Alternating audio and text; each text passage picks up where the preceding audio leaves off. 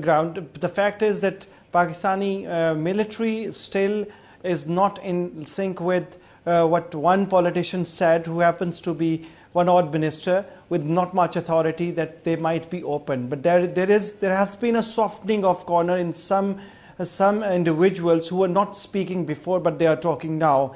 How much leverage they have on the policy, that has yet to be seen. There has been no indication from any senior source, as a journalist I can tell you, or any senior politician who really is in the know of the things, that Pakistan would let the US tankers and all these supplies to resume.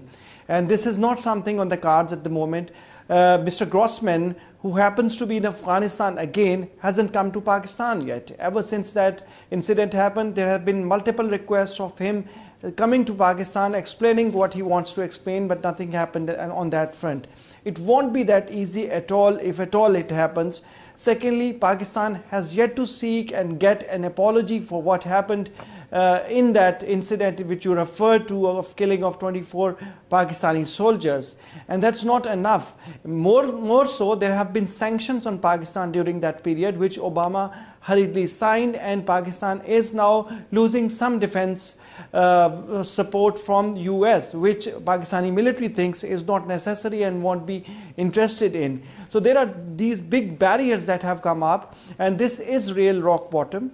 All these reports are not really factually true, and we will see how things go ahead. Pakistani parliamentarians, which have become more assertive, especially from the opposition and allied parties, not the main political party, Pakistan People's Party or Pakistan Muslim League Nawaz, there is going to be a lot of answers that will be sought. Pakistan is having its own way of sort of awakening, called Arab Spring in some areas, and that is through Imran Khan and political party that he has launched.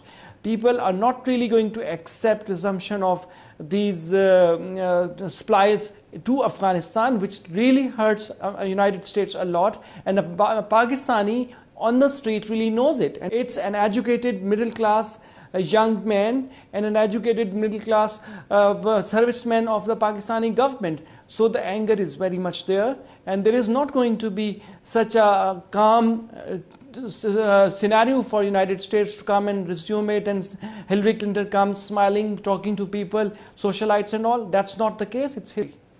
Marvin Weinbaum, the American Civil Liberties Union, ACLU, has said it will be suing the U.S. government under the Freedom of Information Act once this news about Obama admitting to the use of these drones. And they said to release basic and accurate information about the U.S. government's targeted killing program. What do you think the chances of success are there? Well, their complaint here is not the general one. It has to do with the fact that drones have been used killing of a al-Qaeda operative in Yemen who was an American citizen. That is the basis on which, as I understand, American Civil Liberties Union is trying to get information. There is a real question here about whether, under the conditions in which he was killed, that was, under American law, a legal operation. Let me go back to just what was said a moment ago.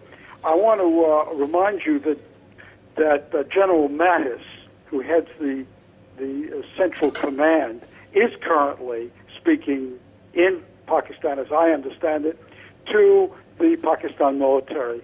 I think that your supposition here that whether it's today, tomorrow, or soon, there will be a resumption of the tanker traffic into Afghanistan, I think that's going to happen. It's going to happen because Pakistan's economic situation as such requires that there not be a complete divorce from the United States. It's going to happen because when we go back to the drones, we have to remember that military cooperation has made many of the drone attacks possible, particularly those aimed at the Tehrik-e-Taliban, the killing of Batullah Masood some years ago. These were, and as well as some of the targeting of al-Qaeda, these were considered by Pakistan military to be in Pakistan's interest as well. Yes, but Marvin They have Weinbaum, when we different come to view the on death of autonomy. 24 Pakistani soldiers, even Pakistan has said after an investigation that this was deliberate. Not fully, know that. but there was Well, a deliberate attempt by the I know that U.S. they've to said kill that. the soldiers, Pakistani soldiers. I mean, how do you explain that?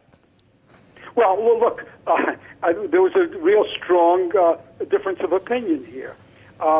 It's one thing to say that communications were not what they should have been, that the cooperation broke down and led to this kind of incident. It's quite another thing to say that this was done deliberately, because if it was done deliberately, for that you're going to need some I think, additional proof.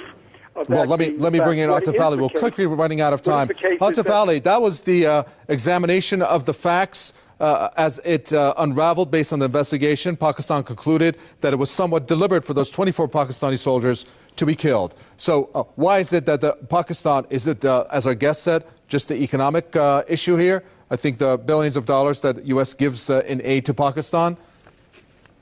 Well, over here, your guest in Washington is absolutely correct that our elite, that corrupt government they installed upon Pakistan through NRO contract needs their billions of dollars to remain in power.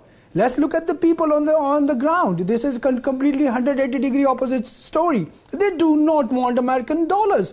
And let me give him a news. In 12 months' time, our party for justice, movement for justice, will be in power.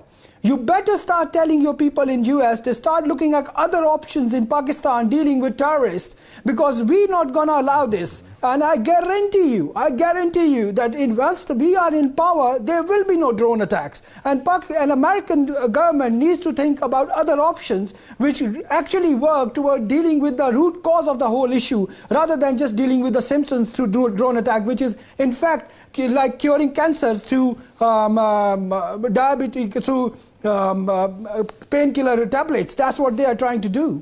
Well, we're going to find out in 5 months' time, and hopefully we'll be talking to you then. From the Pakistan Movement for Justice, thank you very much, Atif Ali, from London with the statements. Political analyst Naveed Ahmed, we appreciate your statements from Islamabad. And thank you, Marvin Weinbaum, a scholar in residence from the Middle East Institute. And thank you, the viewer, for watching another edition of the Press TV News Analysis. Newsroom@presstv.ir is our email address for any suggestions, comments, or if you have a suggestion for a theme or a topic for our news analysis. From Mikova Tagwe and the entire team, it's goodbye.